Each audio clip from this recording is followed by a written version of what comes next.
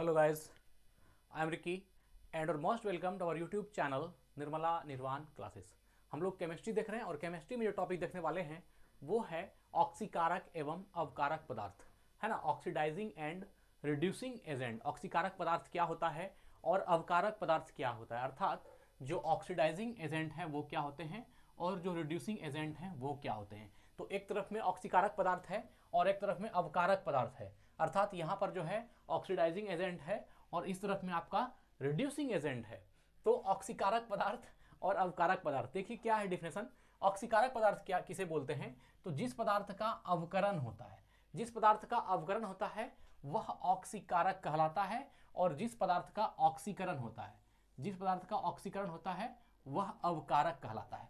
तो अब हमको जानना है कि ऑक्सीकरण और अवकरण क्या होता है। लेकिन हम क्यों जानेंगे कि ऑक्सीकरण और अवकरण क्या होता है, क्योंकि हमने इसके पहले भी 3 वीडियो में ऑक्सीकरण क्या है, अवकरण क्या है, इसको अलग अलग तरीके से हमने इसका परिभाषा देखा है, इसको बहुत ही बेहतरीन ढंग से हमने टटोला है और इसको हम लोग जान भी रहे हैं। तो थोड़ा सा इसको बता देते हैं कि जिस पदार्थ का अवकरण होता है वह ऑक्सीकारक कहलाएगा, जिस पदार्थ का अवकरण होगा वो क्या कहलाएगा, ऑक्सीकारक। और हम लोग पढ़ रहे हैं इसी को कि ऑक्सीकारक एजेंट कौन है, और जिस पदार्थ का ऑक्सीकरण होता है वह कहलाता है अवकरण, अर्थात कि अवकारक एजेंट कौन है।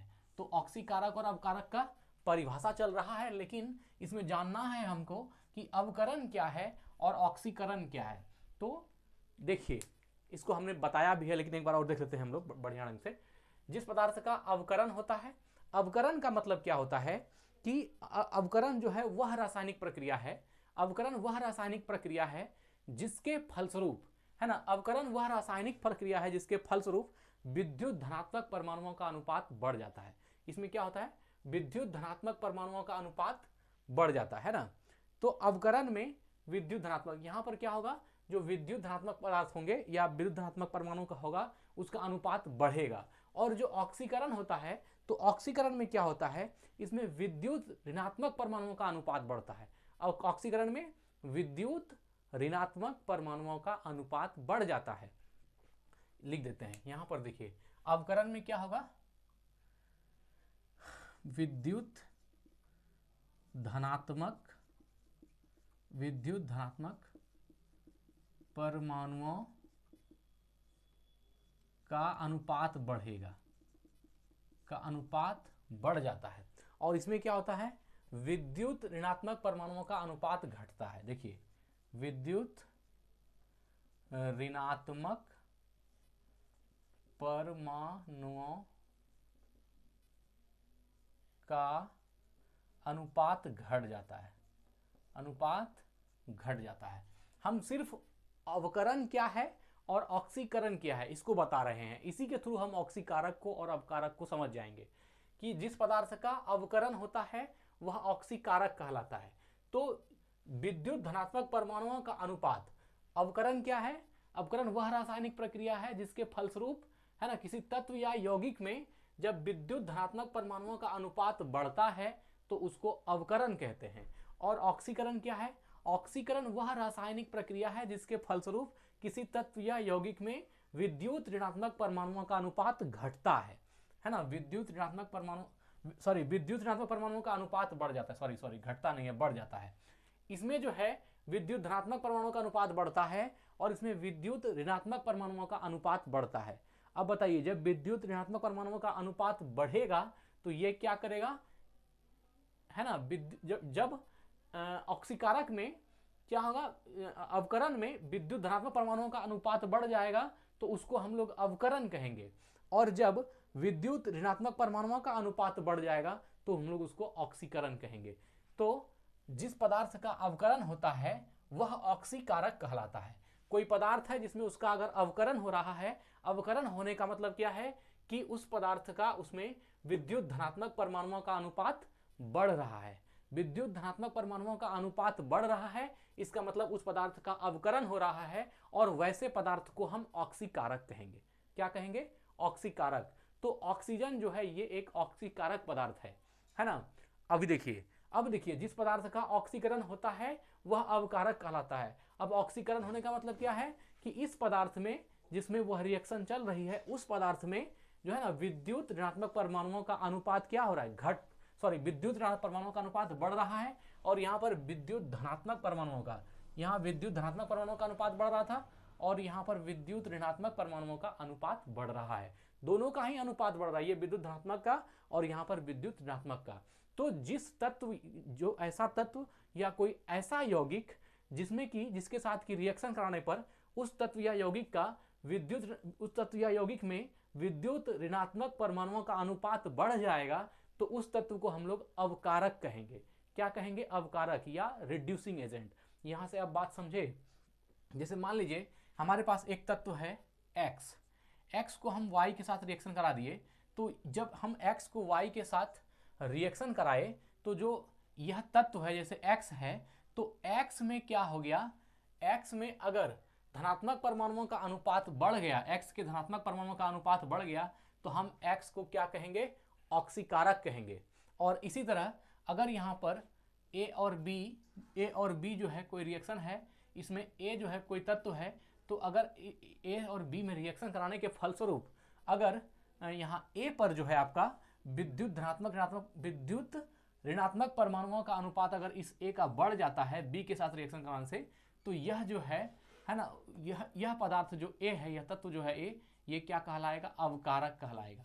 अवकारक कहलाएगा। यही परिभाषा है कि जिस पदार्थ का ऑक्सीकरण होता है वह अवकारक कहलाता है, और जिस पदार्थ का अवकरण होता है वह ऑक्सीकारक कहलाता है ना। तो जिसके साथ हम रिएक्शन कर रहे हैं उसके फलस्वरूप जो है वो तय होता है कि अगर यदि उसमें विद्युत धनात्मक परमाणुओं का अनुपात बढ़ गया है तो वह ऑक्सीकारक कहलाएगा, और जिस पदार्थ से हम रिएक्शन करवा रहे हैं अगर उस पदार्थ में रिएक्शन के बाद विद्युत ऋणात्मक परमाणुओं का अनुपात बढ़ रहा है, विद्युत ऋणात्मक परमाणुओं का अनुपात बढ़ रहा है, धनात्मक का अनुपात बढ़ रहा है, तो ऑक्सीकारक एजेंट कहलाएगा। और अगर ऋणात्मक का अनुपात, विद्युत ऋणात्मक परमाणुओं का अनुपात बढ़ रहा है तो वह अवकारक कहलाएगा। ठीक है। ऑक्सीकारक वे पदार्थ होते हैं जो इलेक्ट्रॉन त्याग करते हैं। ये लोग क्या करते हैं? इलेक्ट्रॉन त्याग करते हैं, है ना। ऑक्सीकारक वे पदार्थ होते हैं, ऑक्सीकारक वे पदार्थ होते हैं जो इलेक्ट्रॉन ग्रहण करते हैं। इलेक्ट्रॉन को ग्रहण करेगा तो ये क्या कहलाएगा? आपका ऑक्सीकारक। ऑक्सीकारक वे पदार्थ होते हैं जो इलेक्ट्रॉन ग्रहण करते हैं, और अवकारक वे पदार्थ होते हैं जो इलेक्ट्रॉन त्याग करता है। ये क्या करेगा? इलेक्ट्रॉन त्याग करेगा। तो ऑक्सीकारक वे पदार्थ होते हैं जो इलेक्ट्रॉन को ग्रहण करते हैं, एब्जॉर्ब करते हैं, और अवकारक वे पदार्थ होते हैं जो इलेक्ट्रॉन डोनेट करते हैं, अर्थात इलेक्ट्रॉन का त्याग करते हैं। ठीक है। कुछ मुख्य ऑक्सीकारक पदार्थ जो है यहाँ निम्नलिखित है, और कुछ मुख्य अवकारक पदार्थ जो है ये नीचे लिखा हुआ है। हम लोग देख लेते हैं इसको एक बार क्या क्या है। सबसे पहला है ऑक्सीजन O2।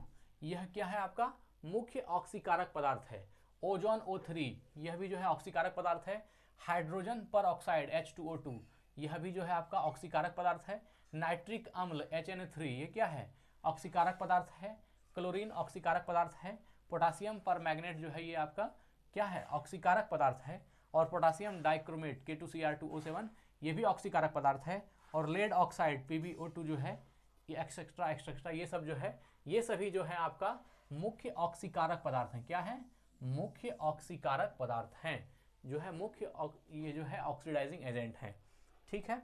अब देखिए यहाँ पर सभी अधातुएं ऑक्सीकारक का कार्य करती है। जितना भी अधातु होते हैं, नॉन मेटल्स होते हैं, वो सभी अधातुएं क्या करते हैं? ऑक्सीकारक का कार्य करते हैं। अपवाद में क्या क्या होता है? कार्बन, हाइड्रोजन और फास्फोरस, ये तीनों ऐसे अधातु हैं जो ऑक्सीकारक का कार्य नहीं करते हैं। बाकी कार्बन, हाइड्रोजन और फास्फोरस को छोड़ करके जितने भी अधातु हैं, नॉन मेटल्स हैं, वे ऑक्सीकारक का कार्य करते हैं। किसका कार्य करते हैं? ऑक्सीकारक का।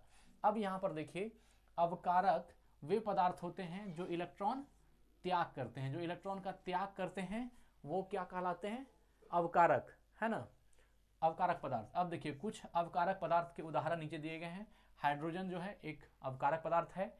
हाइड्रोजन सल्फाइड जो H2S है, यह भी आपका अवकारक पदार्थ है। कार्बन मोनोऑक्साइड, यह भी क्या है? एक अवकारक पदार्थ है। और सल्फर डाइऑक्साइड, यह भी अवकारक पदार्थ है। कार्बन भी एक अवकारक पदार्थ है। और हाइड्रायोडिक अम्ल जो HI है, यह भी जो है आपका एक अवकारक पदार्थ है। और स्टेनस क्लोराइड, ये भी क्या है? एक अवकारक पदार्थ है।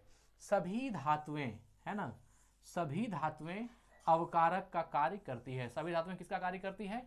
अवकारक का कार्य करती है, अर्थात रिड्यूसिंग एजेंट का कार्य करती है। तो याद रखिएगा, सभी अधातुएं, है ना, सभी अधातुएं ऑक्सीकारक का कार्य करती है और सभी धातुएं अवकारक का। सभी धातु जो होते हैं वे अवकारक का कार्य करते हैं और सभी अधातुएं जो होते हैं वे ऑक्सीकारक का कार्य करते हैं। याद रखिएगा, इंपॉर्टेंट है। चलिए, ऑक्सीकारक एवं अवकारक दोनों की तरह व्यवहार करने वाले पदार्थ, कुछ ऐसे भी पदार्थ हैं, है ना, ऑक्सीकारक एवं अवकारक का उदाहरण तो हमने देख लिया, लेकिन कुछ ऐसे भी उदाहरण हैं जो ऑक्सीकारक भी हैं और अवकारक भी हैं, अर्थात ऑक्सीडाइजिंग एजेंट भी हैं और रिड्यूसिंग एजेंट भी हैं, है ना, दोनों की तरह व्यवहार करते हैं, दोनों की तरह व्यवहार करते हैं। ये कौन कौन है? हाइड्रोजन सल्फाइड H2S, ये जो है ना, ऑक्सीकारक भी है और अवकारक भी है। हाइड्रोजन पर ऑक्साइड H2O2, हाइड्रोजन पर ऑक्साइड जो है ये आपका ऑक्सीकारक में भी है और अवकारक, दोनों ही गुण रखता है। सल्फर डाइऑक्साइड ये ऑक्सीकारक भी है, अवकारक भी है। और नाइट्रस अम्ल HNO2 ये जो है ये ऑक्सीकारक भी हैं और अवकारक का भी कार्य करते हैं। तो मित्र, आज हमने ऑक्सीकारक एवं अवकारक पदार्थ को पढ़ा। इसके बाद हम फिर से एक बार इसको पढ़ाएंगे, है ना, ऑक्सीकारक और अवकारक का। इसमें पूरी संतुष्टि हमको अभी नहीं मिली है, फिर से इसको हम एक वीडियो में बता देंगे। ठीक है, आज यही वीडियो को एंड करते हैं। धन्यवाद, स्वस्थ रहे, अपना ख्याल रखें। जय हिंद, जय भारत।